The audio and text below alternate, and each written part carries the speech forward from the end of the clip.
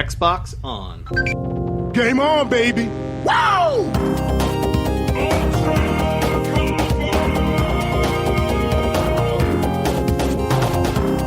Don't make a girl a promise you can't keep. Let's do this. All right, everybody. Welcome to another Party Chat podcast. I'm this week's host, Uncle Jesse. And I am already screwing things up right off the bat, but I am joined by none other than King Dingaling himself, Delicious Sheik. What? King Dingaling? Really?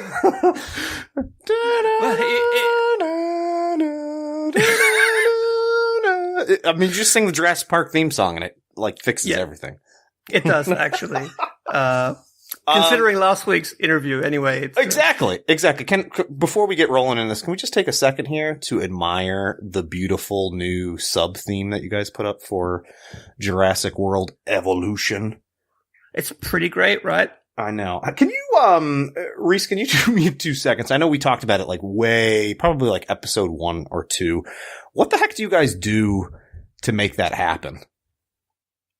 Magic, baby. I know it's magic, but I also know that there's probably an F ton of work that goes in making these themes that you guys are paid so well for, by the way. Oh yeah, tons and tons of money, just stacks of fat cash.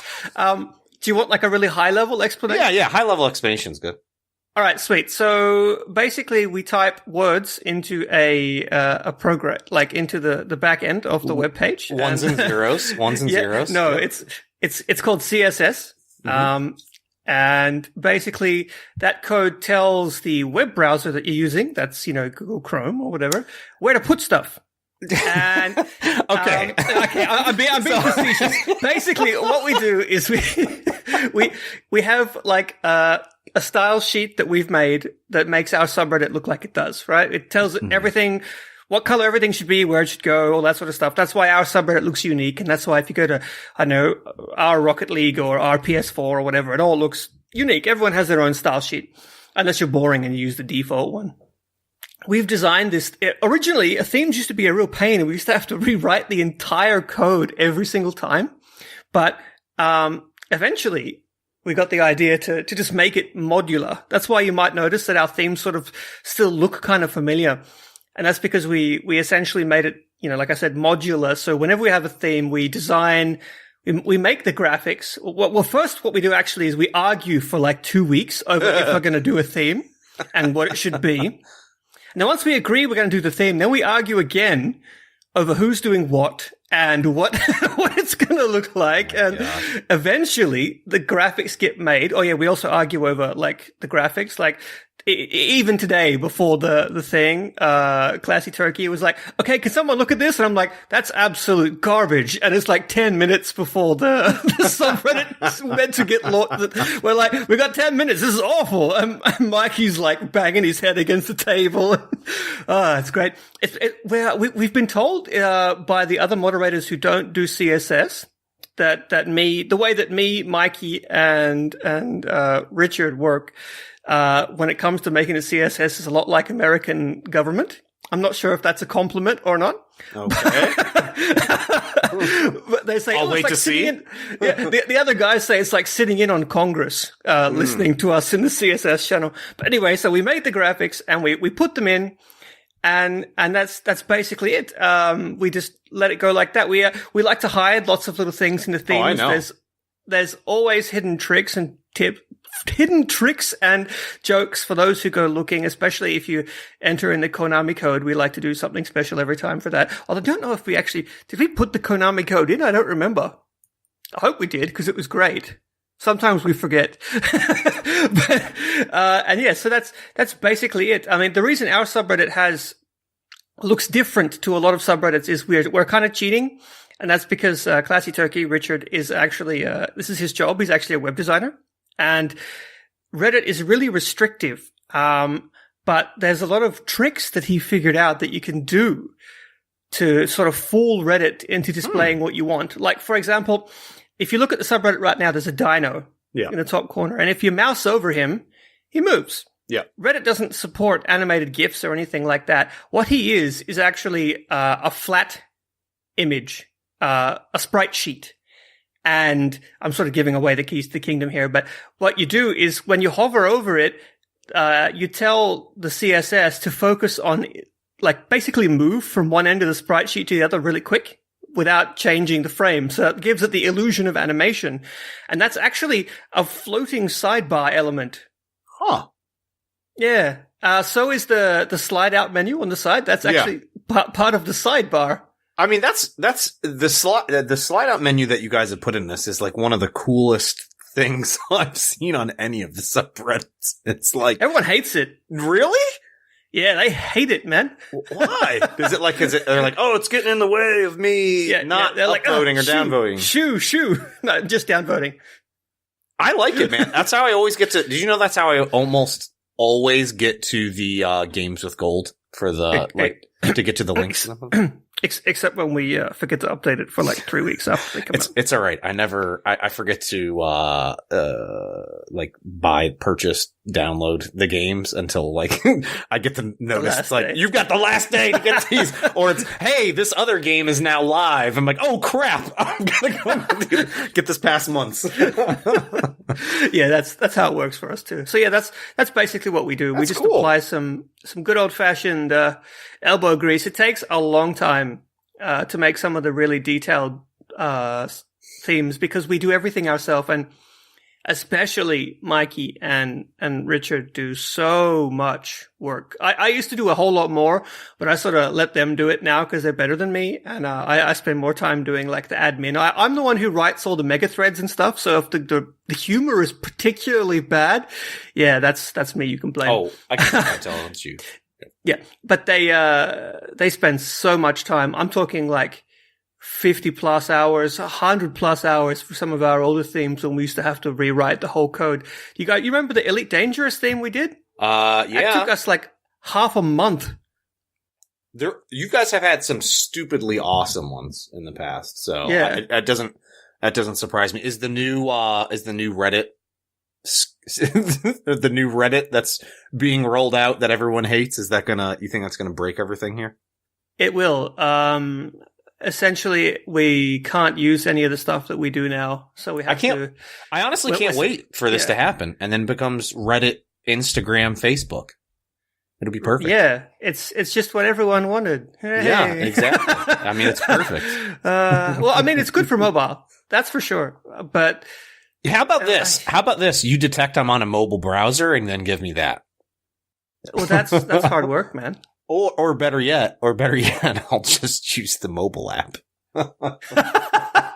Well, we have recommended people to use the mobile app, and they get angry. Oh, really? Yeah, if we have a theme, they're like, "This is really slow on my iPhone 3." I'm like, are you browsing the desktop version of Reddit on your iPhone 3? Why aren't you using the app? Don't tell me how to use the internet. Oh, sorry. All right. We have officially gone off the rails here, and I apologize because I'm supposed to be in command, and as any of you should know, if I'm in command, we're not going anywhere fast. It's relevant to the subreddit. A lot of people ask for me. sure. In fact, it's one of the most common questions I get. Yeah. So can we talk about the ending to Avengers and what's going to happen in the next? I'm just joking, Ross. I know Ross is listening in, and Karina's probably off somewhere streaming on Mixer, doing her crazy thing right now. No, you want to know what's really, really funny? Is she said, and I quote, "I'm not feeling too great." Did she put a Mr. Stark at the end? Tony Chat podcast. That feels so good. It's too soon. Yeah. Hold on. We'll get to the topics and games and all that stuff for a second. Can I just tell you guys about one memory I have of it's not our podcast. It's another Xbox related podcast. It was the IGN Three Red Lights? Ring? I can't remember what it used to be called back in the day. Three Red Rings. Three Red Rings. I used to listen to that like every week for a very long time. And there was one episode that was just like completely off the rails, where they had some surfer bro dude in there talking, and it was like the most hilarious non-gaming related hour of that podcast that I've ever heard. And I can just remember being at work dying laughing, and my boss being like, what the hell are you listening to? It's an Xbox podcast. He's like, oh my God, you are the biggest nerd. Yeah, sorry. That was just a random memory. No, that's good. It's nice to talk about. I mean, that's the reason we're here, isn't it? To talk about our hobby. You know, we got a tweet today from somebody. Actually, I'm gonna quickly open Twitter and check who that was, so I can shout you out by name, because I know you'll be listening to this one. Party Chat Pod on Twitter if you guys want to ever message us. We also have a Discord. If you want to banter at Party Chat Podcast, don't be afraid. So it was.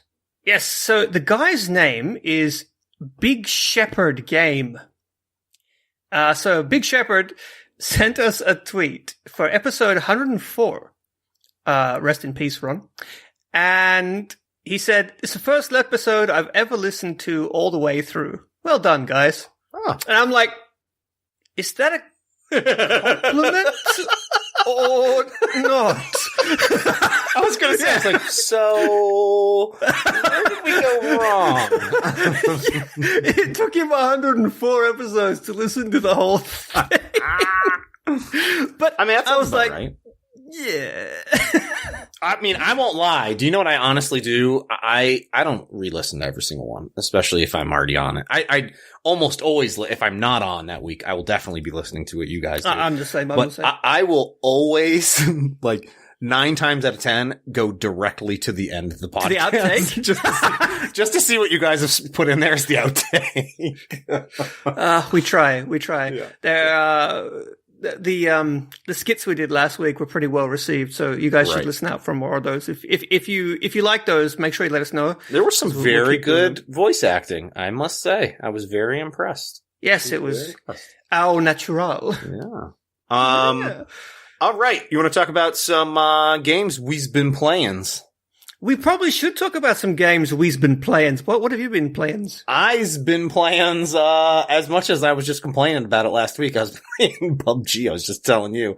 I got two chicken dinners last night. No black screens. Back to back. In duos. I also got a solo chicken dinner. It's probably only like my 3rd or 4th solo over the weekend. And I have been playing, not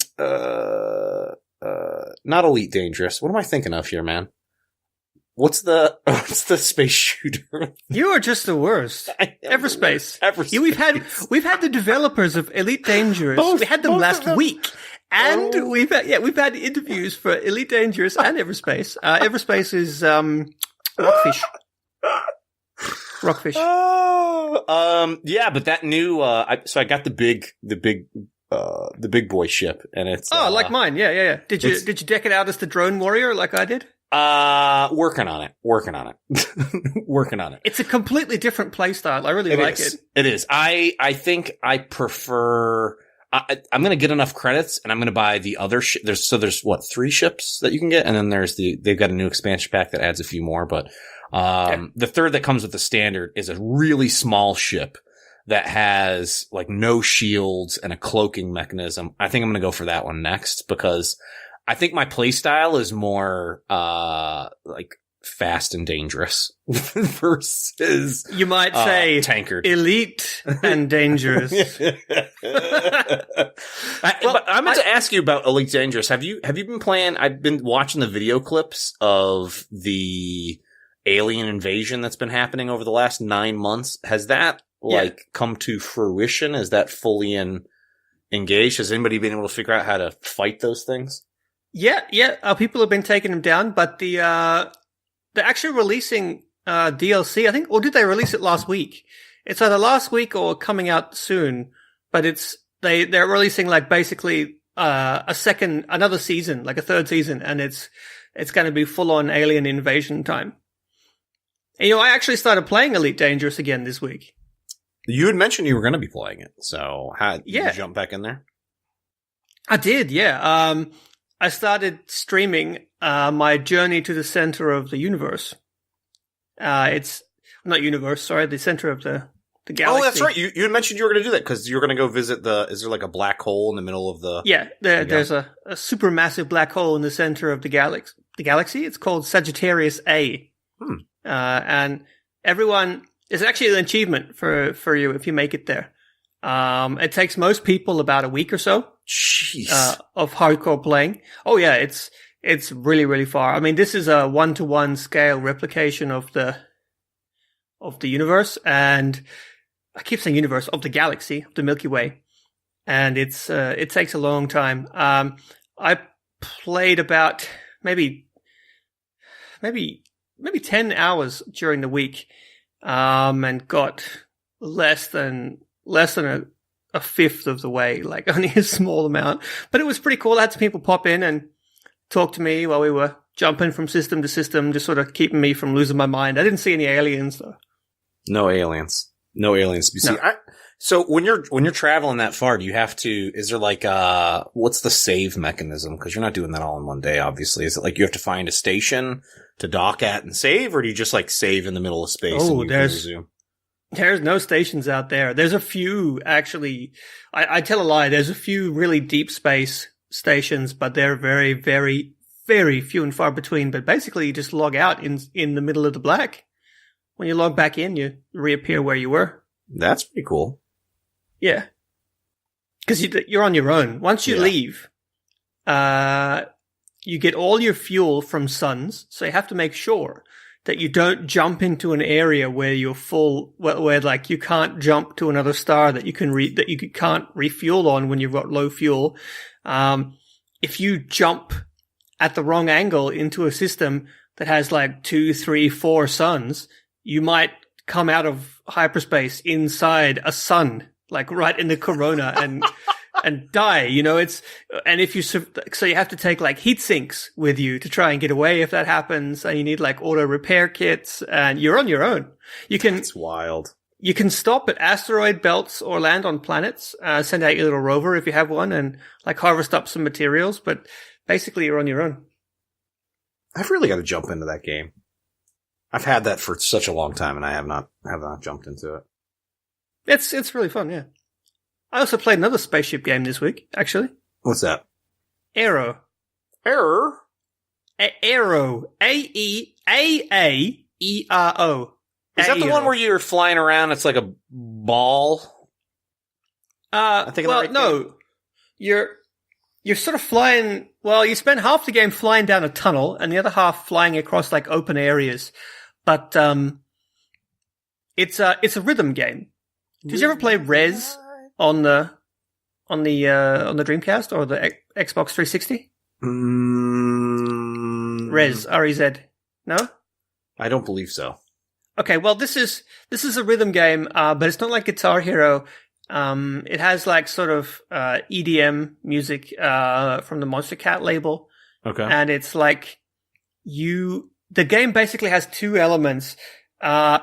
When there's like when the bass drops, you have to follow the bass line essentially. And like that's represented in the game as like a glowing line that you have to move your ship onto and hold it there. And you sort of have to follow the bass as it changes, like goes up and down, left and right, and like flips around. And it's actually kind of fun. And then the other element is the combat. And that's enemy ships and stuff, or bosses. Like one boss is like a giant spider, and another one is a giant sandworm, and stuff like that. And you move the other stick to like lock on, and then you fire and you shoot at all the targets that you have locked on. But the bullets only impact with the beat, so you have to time your shots as well. It's interesting. It's really fun, and right now it's like. Yeah, it's on sale for like half price, like $7. So I picked it up, and it was really fun. The developer actually popped into my stream. The guys that's from very Mad cool. Fellows. Yeah, and they were giving me tips, and they were telling me about how they design certain, like I was bantering, like saying like this level makes me feel sick, and they're like, yeah, we were trying to do this and to do that, and amusingly, the song is called "Ill Still" on on the track that I said it makes me feel sick, and so yeah, it's pretty cool. Did you play anything else though? Not. Oh yeah, actually, sorry, I did, which also happens to be our game of the week. I did play some Yoku's Island. Yeah, that's great. Well, we'll come back to that because I very quickly want to talk about two other games actually that I played. One is a really interesting game that came out this week called Stay, and I've never played a game quite like it. It's like, think sort of a point-and-click adventure game where you don't control anything. And fuse that with a Tamagotchi and Discord or Skype chat. Okay. And you've got Stay. Basically, a guy gets abducted and put into like an empty dark room, Saw style, like the movie Saw. Yep. And all he's got is a computer, and you're watching him from cameras, and he goes and sits at the computer and starts typing. And it's like a chat room, and you're in there with him, and you can see how he's feeling. You can see his mood. You can see like a webcam thing of him, and he types, and you can hear everything in the room too. And then you can choose a couple of answers, which you will then, quote unquote type. It's like a selection. And you reply to him, and you sort of have to build his trust, and cause you don't control him, you have to sort of suggest what you think he should do. And if he doesn't trust you, he's not going to do it. And like sometimes he'll just get up and walk away. Like you can't, like, it's like and the thing about the game is the reason they call it Stay is that it tracks how long you've stayed with him. And if you close the game, time keeps marching on. If you leave him alone in the dark for like a week and come back, he'll probably have gone insane and like hung himself. Like so it's like it's really well written. And it feels human, honestly. It's like, there's a time limit, right? Like you have to get out because it's a game, a Saw style game, but you can just talk with him.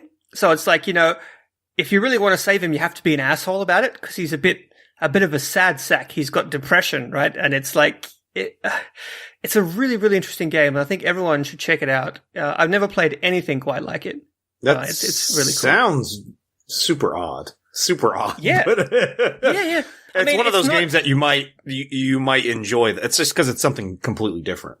Yeah. I mean, there's no gameplay. None. You're just listening to this guy and engaging with him. And that's, in a way, that's kind of cool, but it's definitely not, I mean, compared to like Aero, which is a rhythm game, there's like night and day. But it's just, if you're ever sort of looking for something with a good story that's really different, really good atmosphere, and like I said, really human, it's just you and this one guy, right? And this wouldn't work if he didn't feel like a person, and he does. So it's worth checking out. And the other game that I played that wasn't Yoku is I'm sorry to say, but gaming has peaked.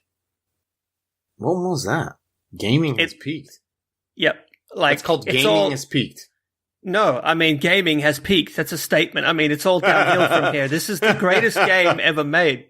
The game is called Mining Rail. Oh my God. Did you play that? Yeah, you bet your ass I did. Oh man. I got screenshots up on Twitter. I played it for like an hour and a half. I meant to play that. I had my friend next to me and she was just cacking her pants laughing, and so was I. It's the worst. I mean, sorry, the best game you've ever played. Is it like a, did you have like a raging justice for it? My justice was definitely raging. But it's kind of fun. So it looked like it was going to be so stupid. Yeah. And it would be fun. For those who don't know, the game is basically a mine kart simulator. So you start the game as a dude, a miner dude in a mine cart, right? And then your friend pushes you and the game begins as you start rolling down the mining rail. And you have to lean the cart left and right and you can brake, and you have to make it to the end. So if you brake too much, you won't have enough speed to get up the uphills. But if you go too fast around a corner, you'll derail. And it's actually quite disorienting when you derail at high speed. It can be quite scary. And you can play from first person, which is really intense. It would be awesome in VR, actually. Or you can play from third person. It's good to play in third person because there's a button that lets you raise your arms, like in a roller coaster. And that's, that alone is worth it. And the game is just ridiculous. You can summon golden eagles and like spooky boy skeletons and dodge giant spiders. And it's so bad. It's like a goat simulator levels of graphics and like UI design, but it's just, it sounds wonderful, to be honest. It's the best. It sounds kidding, it's awful. Don't spend your money on it beyond a joke. But if someone you know has mining rail, make sure you play it. Like, don't buy it, but if someone else does, then play it. So maybe we should talk about man, can I talk today or what? Maybe we should talk about a game that you should consider buying. Absolutely. That game being, as you said, Yoku's Island Adventure, which is our game of the week this week, and it's from Guerrilla Games and Team 17. Team 17 have been doing a really good job as sort of like an indie publisher lately, haven't they? Sorry, before we talk about this, I forgot there was one other game that I wanted to play that I started playing. And I jumped back on Shantae. Oh, really? And immediately my buddy messaged me and was like, "What are you playing?" I'm onto you. And not a very he was like, What sort of stuff have you gotten into? Have you seen the achievement art? It's a bit lewd. I do want to go back and play it though. I do want to go back. It's a well-made game. It's fun. Did you play beach mode, like I said, where you have to run around? I didn't. No, I'm not around going your to. Bikini. I've got to go in offline mode, and then I'll maybe play. I made a random Twitter shitpost about a joke at the expense of the developers. Like, I took a screenshot of like one of the bosses, which is this giant mermaid woman with like huge flippers, and I said the developers are clearly a fellow gentleman of culture, and they like somehow that's a kind way to put it. They found the tweet and they liked it. I was like, they know. They were very purposeful about some of these. They were. Those character designs were meticulous. They were very tasteful. Very well animated, too, with a good attention to detail. Oh, my God. But yeah. Yes. Let's talk about something entirely wholesome. Yoku's Island Adventure. So, this is what I said on Twitter, and I'm going to say it again. If you're ever playing Ori and the Blind Forest, and you're like, fam, this is wicked, right? But what if it was also pinball? Then Yoku's Island Adventure is the game that you need, because that is exactly what it is. I won't lie, man. I went into this with pretty low expectations. Me too. Not expecting it to, not necessarily to enjoy the game. This isn't my typical style of game that I like to play, and it's a lot of fun. It's like a lot of fun, and it sounds good, and the animation's good, and I'm like, it's smooth. It's very smooth, especially if you've been playing PUBG and then you come over to play. No, it's beautiful. It's a cool concept. It's again something different. What's great about this is it's like it's not the only thing that I could equate it to, even though it was pinball, it sort of reminded me of Peggle a little bit, but not like Peggle with flippers. Some parts are like Peggle. Yeah, like imagine if you put but you could also move around more. So So to explain a bit better to you, the game is to those who haven't actually read anything about this game, it's basically a platformer where you control a little beetle who's tethered to a rock, a little ball, the pinball in question, and he's the new postman on this island, and his name's Yoku. Surprise, surprise. And basically, you push this little ball wherever you go, like a dung beetle. And if the ball gets like knocked away, you get dragged around in quite hilarious fashion at the end of like the tether you have. And yeah, so you move around the game, and it looks beautiful, like this sort of hand drawn, almost like a watercolor, I guess, art style, with very nice tropical style music. And it's a platformer, right? But you can't jump. And scattered all over the island are actual pinball flippers. And if you roll over them, you can flick the flippers and launch yourself up into the air and like smash into things. And some sections are legit like pinball tables, but with like enemies and a whole open island to explore, like Metroidvania style, where you have to like, you find a blocked path, and this guy's like, I'd fix this bridge for you, but I need my toolbox. So you go where the toolbox is, and then it's like, oh yeah, you can get the toolbox, but you need to get the ability to like, suck up a slug. And it's like, okay, I'll get the ability to suck up a slug. You get there, it's like, oh, you could do that, but you need, so typical Metroidvania thing. And so it's an insane fusion of genres. It doesn't make any sense, but when you play it, it does. It's definitely a wild time. I think it's, I just couldn't get over how fun it was. I mean, I only got to play it for like an hour or two, and it was still pretty dang engaging. Yeah. I mean, I would feel, and also I'd feel very comfortable having my kid sit down and play this. It's clearly aimed at a younger audience, but I wouldn't fun. say that, man. Some of the pinball challenges later on, Jesus. Nah. I'm about 6 hours in. I played it quite a bit yesterday. Oh, wow, man. And I just got like recently to the point where you get, there's always a point in Metroidvania where you get the right combination of abilities, and basically the whole island opens up to you. And I'm just at that point. So I'm like running around everywhere, doing all these advanced pinball places, like the game, like you use the pinball flippers to platform, but there are some sections where the camera like freezes in place and pans out, and it's an actual like pinball table.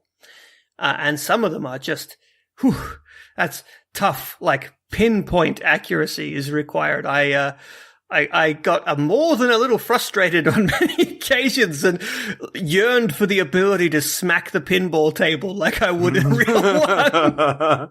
Tilt. Yeah, exactly. Yeah. But yeah, it's definitely, don't, as long as it didn't collapse. But yeah, it's fun. But yeah, it's great for kids, but it is kind of hard. Just slightly. Yeah. But it's good. It's good. I highly recommend it, if you're looking for something cute, fun, and family friendly and original. It's a nice change of pace from last week. But, I do want to mention, just like our other games of the week, head on over on Friday this week to our Twitter account at PartyChatPod for your chance to win a copy of the game for yourself to check it out. 2 copies, actually. 2 copies. You want to talk about some of the ongoing stories on the subreddits? I think we should check out what's been happening on the subreddit this week. Yes. You're listening to Xbox One Party Chat podcast. This week in the subreddit. Who won the Karma lottery this week? The Karma lottery winner this week was One to Escape, because he got to post the official trailer of Fallout 76 that we were talking about during the episode last week. Oh, yeah. So what do we think this is going to be? So, Battle Royale, with building elements. Vehicles, Yeah. destructible environments. Yeah. Amputees. It's that's a fun meme that's not going to go away. I think it's interesting because they're going sort of back to the early days of Fallout. See, I'm a huge Fallout nerd, and I always sort of took an issue with Bethesda's take on Fallout. I've never been shy about that. But one of the things that was kind of annoying is that Bethesda set Fallout 3 like 250 years after the nuclear war. That doesn't make any sense. Because 250 years is a long time. Fallout 1 took place like 85 years after the nuclear war. And so it made sense that everyone was still in shacks and trying to rebuild society and stuff like that. But they had functioning vehicles. You actually got a car, the Highwayman in Fallout 1. And so to go 200 years past that, and no one has figured out how to build anything that's not made out of like sheet metal and like what? That's a long time. Like think about where humanity was 250 years ago. So it's cool to see them go back to like the beginning and be more close to the original Fallout timeline, but I don't know. Like I'm not sure. Like they're saying it's going to be multiplayer and going to focus on more on base building. Please, for the love of God, do not be a base building multiplayer game. They had base building in Fallout 4, obviously. Yeah, I know, but it wasn't a multiplayer, competitive, I would assume, base building exercise. I don't know. It's going to be interesting. By the way, we're making jokes at the expense of Fortnite.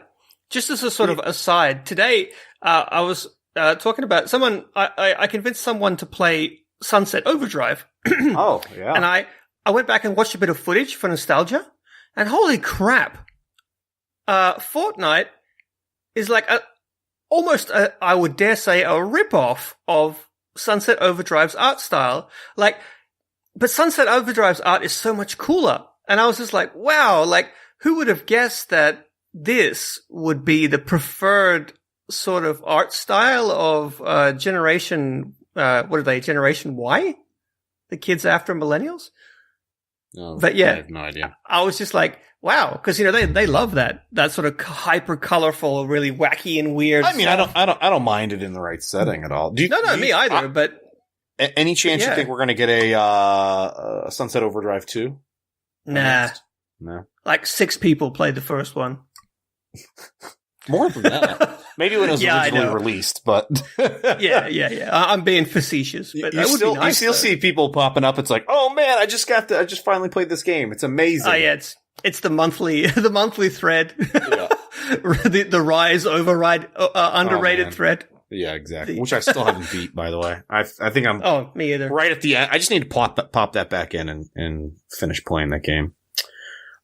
So Fallout. What do you think? Yeah. I mean, I honestly think they're going to do what they did a few years ago, which is they've already set this up, and at E3 they're going to be like, "Hey, it's available this fall." What it's going to be, I don't know. That's a very Bethesda thing to do. It is, but I honestly I love that. I love that because it's not, hey, we're teasing you with a trailer and then you can expect this game in 4 years. Ah, yes, the Sony method. It's the way they work, you know.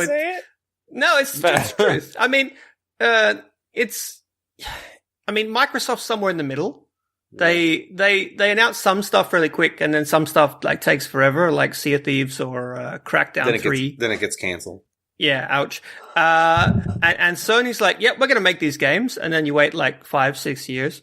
Nintendo, they normally give you about a year to wait. But yeah, Bethesda is basically like, oh, and you can play it right now. Like they don't mess around. Oh, and by the way, it's available for purchase right now. Go and download it. What? So speaking of E3, man, it sounds like the biggest sale of the year will take place next week during E3 week. Yeah, I saw that. Yeah, so it sounds like up to 75% off select games, including first-time discounts on newly released titles such as Monster Hunter, Sea of Thieves, and Pub of the G's. Oh, very nice. A lot of people will be happy to get that PUBG discount. Yeah. I'm sure. I can't believe that there's a lot of people that still haven't picked it up at this point. But I've had it since release and I still haven't played it. You for real? Man, that game's as you know. Here's the thing. All right, because I just had this big discussion the other night with a few of my friends because they're trying to get me to play Fortnite, and there's a few of us that are on the fence. I've never played Fortnite. I don't want to play Fortnite. I just don't want to play a shooter that's like that. And one of my buddies is in the exact same, on the exact same side with I am. The other guys are like, it's much more of a smooth process and it just runs better and it's a more polished game. Whereas PUBG is just like, there's just something like crazy. Once you get in there and it doesn't crash and it's not all buggy and everything, it's something about the chaos of you landing, especially if you go super aggressive in that game, can be such a rush with that game. And I don't have to worry about people building a house when I'm trying to shoot them, or shooting 12 rockets at me, or now riding in on a grocery cart and sniping me. No, not riding on a missile anymore. It's riding in on a shopping cart. Yeah, shopping carts now. or they turn into they what's his name? Thanos. They turn into Thanos. Thanos. I was going to say John Wick. I've seen John Wick. They can be John Wick, but also now they turn into Thanos and destroy everything. Yeah, exactly. I'm trying to think if there's any games that I want to buy that are on this. I'll probably have to wait and see what's coming. Actually, you know what I want to get that I know you played the hell out of earlier in the year was Prey, and I'm hoping that'll be on sale because. Oh man, if you get the chance, pick it up. It's so good. It's one of those horror games that's actually fun to play. Or I'm not going to be like crying in the corner every time. No, you will jump. Because the little bastards, the mimics, they're like, they will make you paranoid. I've said to many times to many people that Prey is the only game that's ever made me like walk into a room and like point my shotgun at a coffee cup on the desk and say without any irony at all, I'm watching you, and then look away from the thing. Like, it will really make you paranoid. But, for example, one of my favorite horror games is Soma and Amnesia, same developers, or even I don't know what's it called? Alien Isolation. Yeah. Now, I love those games. They have amazing atmosphere and they're absolutely tense and terrifying and with great stories, but they're not fun.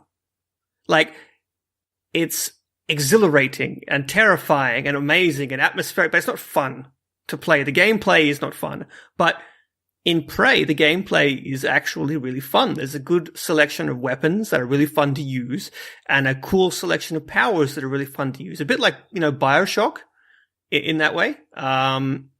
So yeah, I think you'll enjoy it. Everyone should play it, actually. I'm really sad it didn't do well. So if it's on discount, make sure you pick it up and get Monster Hunter World so more people are actually playing it online. I won't be doing that, but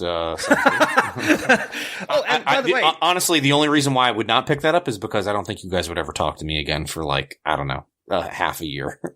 I lost Jez from Windows Central to that game. He was like, "I'll try it out." I'm not really feeling it. And then 6 months later, he's still playing it all the time. I think even Donkey mentioned that in his video of it. It's like, I hate this game. It's too difficult. I'll never play it again. And it just cuts, and he's like, "This is the greatest game ever made." It's got the Dark Souls effect. It does. But also, just quickly, Gold and Games Pass will be $1 each. Oh, nice. I'm assuming for non-Gold and non-Games Pass members. Yes. If you're sort of on the fence about Games Pass, this will be a great chance to jump in. $1, 100 plus games. It's do it. Pretty awesome. Yeah. I'm assuming as well, and again, just assuming, E3, they'll announce some new Games Pass titles that are coming, hopefully some big names that are going to be dropping. Absolutely, they'll have to do that. But they've been doing pretty well. They just added a whole bunch more, actually, to. Yeah. I think there was a bunch of if I saw somebody post on the sub, was it last week? There was like some surprise entries that were just randomly added as well. Mega Man Collection was one of them, which I downloaded. A couple of others as well, actually. I can't quite remember what they were, but It's such it really is a great service, especially if you have no life and can video game all day long. Yes, like myself. So I think the last topic that we're going to chat with you guys about is, it looks like there are rumors. I don't think they have been officially announced yet, but Amazon Alexa and Google Assistant support coming to your Xbox One. So That's somewhat replacing your Kinect and still giving you some of those voice command controls. Interesting. Do you have an Alexa? I have quite a few Alexas. I will okay, because I know you love gadgets, but I've never actually seen you like. I have post a at video or least I have a big one, a big Echo in my workshop, and I now have I think 2 or 3 of the dots at this point. I do a lot of stuff with Amazon on occasion, AWS, and they sort of hand these things out like candy these days. Oh, really? Yeah. Pretty, but they're awesome little devices, but I would love, I saw some people were not thrilled with this. I ventured over into the dark lands of other subreddits when I saw this posting on some of the tech subreddits, and it was nothing but brutal comments of having this done. And it's like, why aren't you focusing on games instead of this? Like I want you listening into all my conversations while I'm playing video games. And it's like, oh my God. To me, they're not selling the Kinect anymore. They already have the voice commands. If you have one of these devices and it's in the same room and it's on the same network as your Xbox, why wouldn't I want to say, Alexa, turn on Xbox or whatever the command's going to be now? Xbox on. I feel kind of nostalgic because I miss my voice commands ever since I upgraded to the Xbox One X, and they didn't sell the adapters. I couldn't find any, and they were being scalped on eBay for like $6 million a piece. So I just got rid of my Kinect, and I feel really nostalgic. And every time I have to scout for the remote to change the volume, I just swear. Like, I'm just I've gone back in time to the dark ages, you know? It was great for Netflix as well when you're watching videos and Xbox pause. Yeah, exactly. Our podcast, it begins and ends with a Kinect command. I know. And for those wondering, why we haven't changed that, we're all, it's kind of nostalgic, isn't it? It is. We aren't ready to let go. That's still one of my, to this day, with the original Xbox One, having it set up with the Kinect, and I've got everything set up in my basement, walking down the stairs, which isn't even in viewing angle of the TV or the Xbox, but being able to say Xbox on or Xbox turn on. I can't remember what the voice command was at the time. I've been used it in such a long time. It would turn on my TV and boot up the Xbox. So by the time I take the additional 15 steps to my sofa, everything was all booted up and ready to go for me. And then when you sat down, it would recognize you and sign you in. And exactly. You could actually, back then, you could navigate Netflix and the menus with your hands as well. Do you remember? Oh man, I never used that thoh. I don't blame you them for killing that. Yeah, you could. And they also had Xbox Fitness, which, yeah.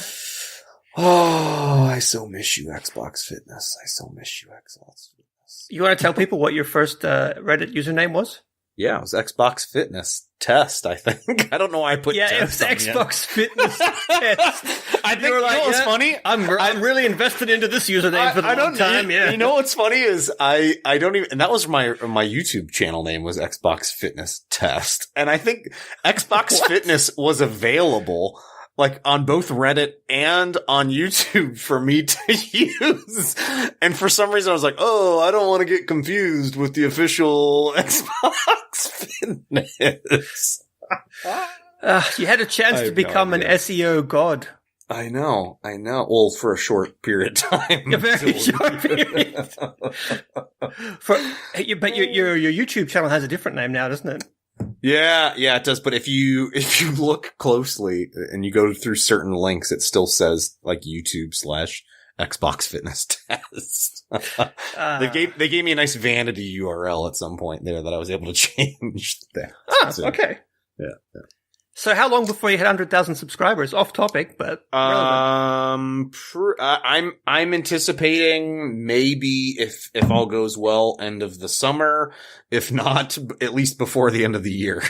Can we do a nostalgic last week on Xbox One episode for your 100,000? Or at least you can bring back the old intro for that. I'll definitely need to do that. I will definitely need to do that. Actually, I'm working on something, a project, and that's a big part of it. It's sort of like, not being afraid to change what you're, doing or experiment. I'm trying to think of how to go all into it at this point. I'm outlining things, but it's all about pivoting and, testing out things and seeing what works and what doesn't work and trying new things. And, it's a lot of things that people do in business, but I'm sort of applying it to YouTube as well. So it's kind of cool. I see. Oh, yeah. You want to be an agile activator. Basically, yeah. I hate looking at LinkedIn profiles. Oh man. Actually, funny side conversation. My boss was like, "Hey, how come you don't have your YouTube stuff on LinkedIn?" I was like, "I'm still kind of embarrassed about the whole thing." But one last thing, actually, I want to quickly talk about is that E3 is going to be just like 3 or 4 days away by the time you hear this. So give me one last crazy prediction, man, and tell me what you're most excited to see that you are almost certain is coming.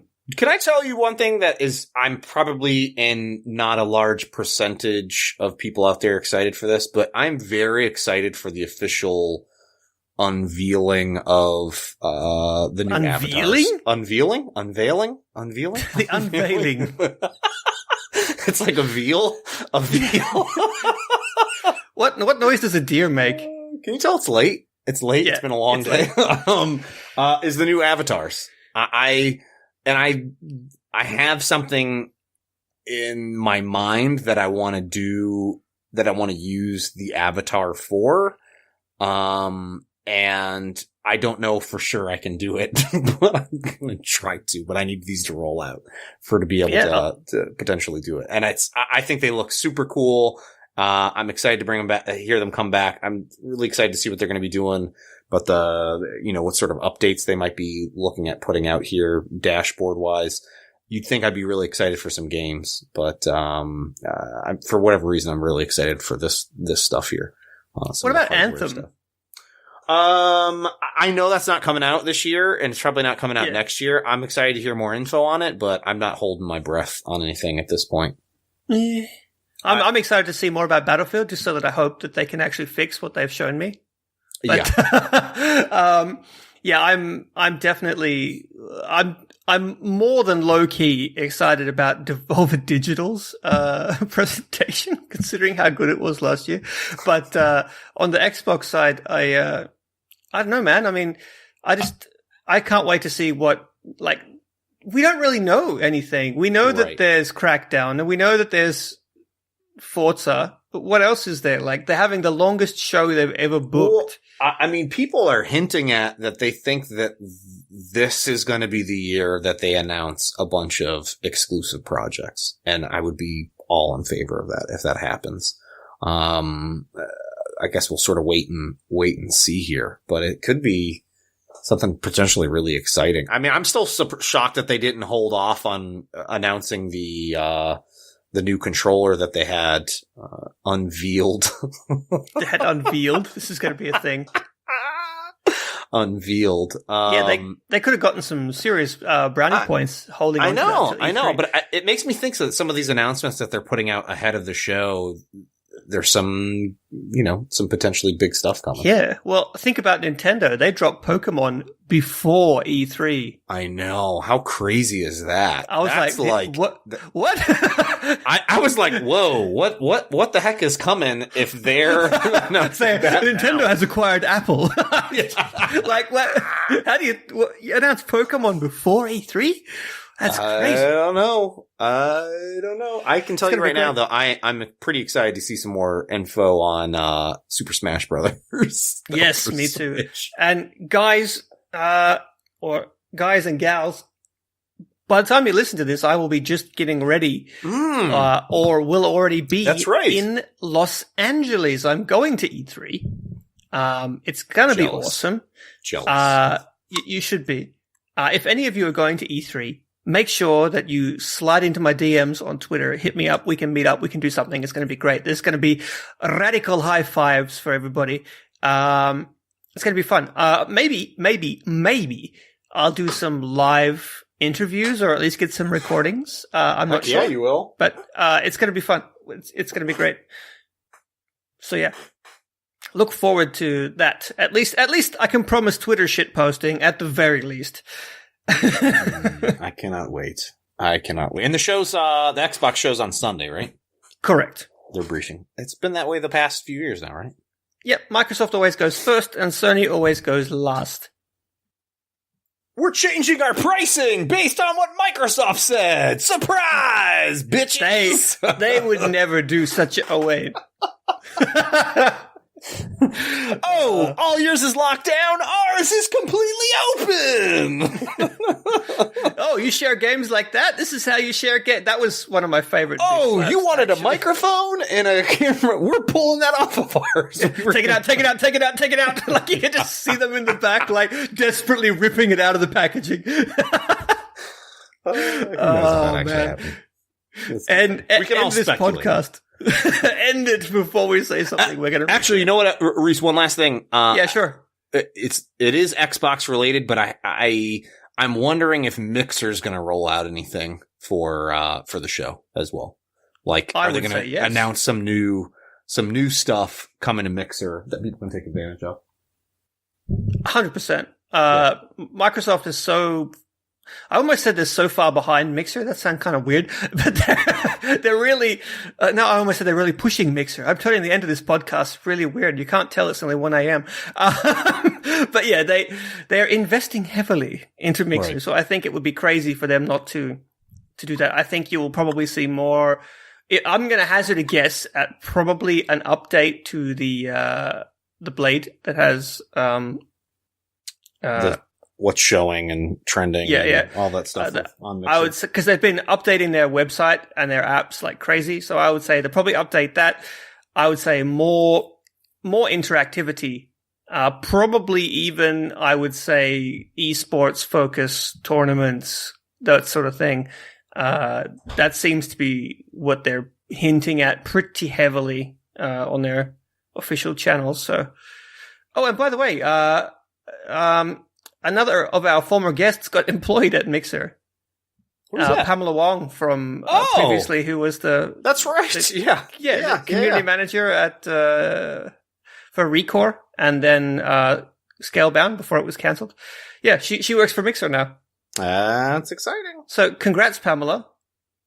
Get air is my favorite air. You're the host. We can't go anywhere. Right, I am the host. By the way, my while we were just talking here, my wife just walked downstairs and just gave me like a glaring look, like, "What are you doing a podcast recording and not instead hanging out with your family?" I can telepathically read what she was saying to me. All right, I'm going to wrap things up here. Just want to say thanks again for listening, guys. Make sure, again, to check us out on Party Chat Pod on Twitter. On Friday, we've got 2 codes for Yoku's Island Adventure that will be given away. And make sure to listen in next week. I'm sure Rhys will have some fun stuff to tell us about from E3's. Xbox, turn on. You're listening to Xbox One Party Chat Podcast, the official podcast of the Xbox One subreddit. Let's do this.